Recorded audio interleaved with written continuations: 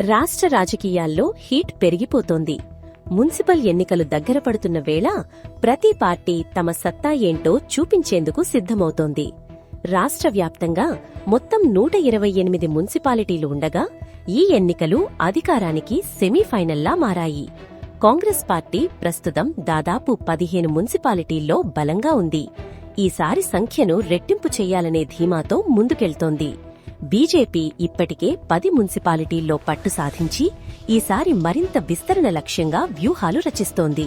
BRS ఇప్పటివరకు ఎక్కువ సంఖ్యలో మున్సిపాలిటీలను గెలిచిన పార్టీగా ఈ ఎన్నికలు మాత్రం డూ ఆర్ డై పరిస్థితిగా మారాయి. అధికారం నిలబెట్టుకోవాలంటే ఈ ఫలితాలు అత్యంత కీలకం. మొత్తంగా చూస్తే ఈ మున్సిపల్ ఎన్నికలు కేవలం స్థానిక సంస్థల పోరు కాదు, రాబోయే అసెంబ్లీ రాజకీయాలకు దిశానిర్దేశం చేసే యుద్ధం. చూడాలి మరి ఈ పోరులో గెలుపు ఎవరిది, ప్రజల తీర్పు ఏ పార్టీకి పట్టం కడుతుందో.